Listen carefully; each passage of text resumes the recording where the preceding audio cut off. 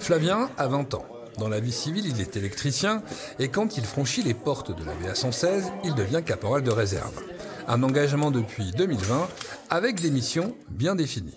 La première, ça va être d'effectuer des gardes avec l'escadron de protection. Et la deuxième, ce serait d'effectuer des filtrages au sein de l'entrée de la base, de surveiller les contrôler les personnes qui rentrent et qui sortent de la base. Et la troisième, dans mon cas, ce sera l'encadrement des nouveaux réservistes qui sont en formation. Flavien a signé un contrat de 3 ans avec l'armée de l'air et il doit honorer une trentaine de jours en service sur la base, le tout bien entendu après une formation.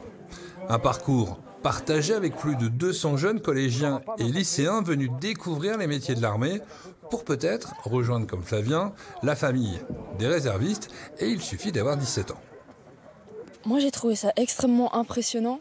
Après, si je m'engagerais à l'armée, ce serait plutôt dans l'aviation pour devenir pilote ou copilote. Le pays, en fait, des fois, il peut être en guerre. Et puis, si, admettons, s'il est en guerre, eh ben, nous, on peut se battre. Une première découverte qui interpelle. Et pour les jeunes qui choisiraient de devenir réservistes, l'armée les accompagnera à travers des formations lors des vacances scolaires. L'armée s'ouvre beaucoup à la jeunesse. Pour plein de raisons, il y a effectivement un enjeu de recrutement, mais pas seulement. C'est aussi un enjeu de connaissance mutuelle. Voilà, on a besoin que nos jeunes connaissent les armées, la défense, les enjeux.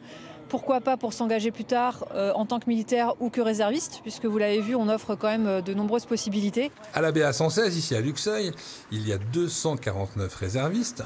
Au niveau national, 40 000.